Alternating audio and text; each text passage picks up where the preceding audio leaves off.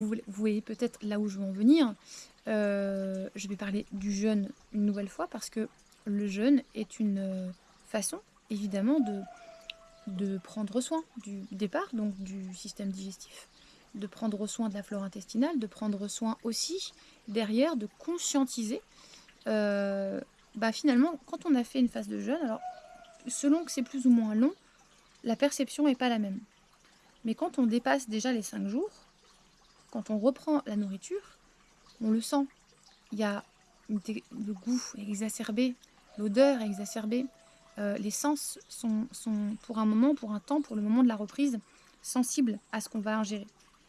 Ça fait que là, ici, on renoue avec nos instincts et que là, ici, on devient plus, sensible à finalement à la vitalité d'un produit, à l'énergie qu'il apporte, à une odeur. Est-ce qu'elle donne envie l'odeur? Est-ce qu'elle est vivante? Ou est-ce qu'elle est saturée? Je vous donne un exemple.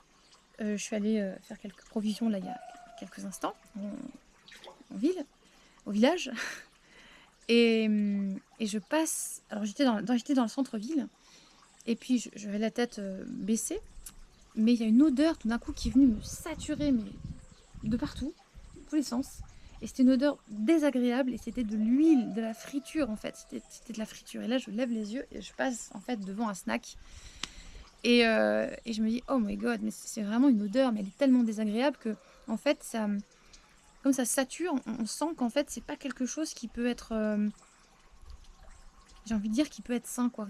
Parce que dans la friture, il y a l'huile chauffée à des degrés incroyables et qui voilà, on sait que l'huile chauffée à une haute température transforme les produits et apporte des toxines, des choses qui sont pas forcément bonnes, on va dire, à l'aliment que voilà, qui va être ingéré après, quoi.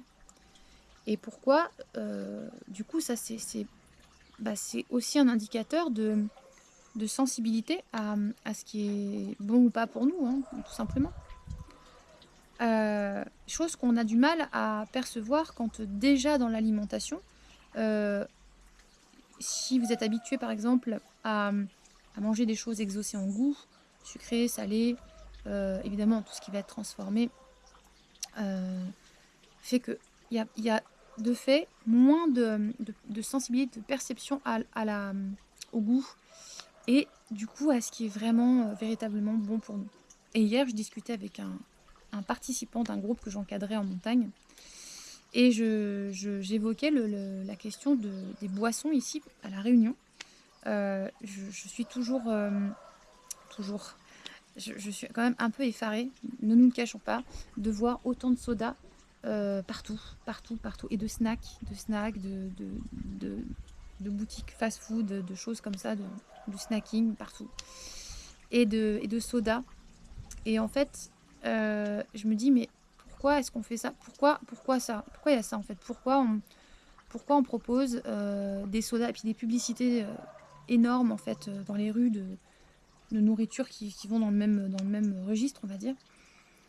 Déjà, je comprends pas pourquoi, mais ensuite, c'est il y a ça, alors que ici sur cette île, il y a de la canne et qu'en fait, le jus de canne, c'est hyper bon. En fait, c'est hyper bon, c'est plein de bons nutriments, c'est du sucre naturel, du coup et c'est bon en goût et c'est frais et c'est plein de bons nutriments pour le corps. Pourquoi est-ce qu'on n'éduque pas juste simplement les enfants, ou même les gens, hein, qui sont ici, à ce produit naturel qu'on peut en plus, on va dire, réaliser et cultiver sur place avec facilité puisque ici c'est une terre où on cultive la canne. Elle pousse naturellement et au lieu de ça, on voit du coca, des sodas et compagnie et compagnie et je parlais de ça avec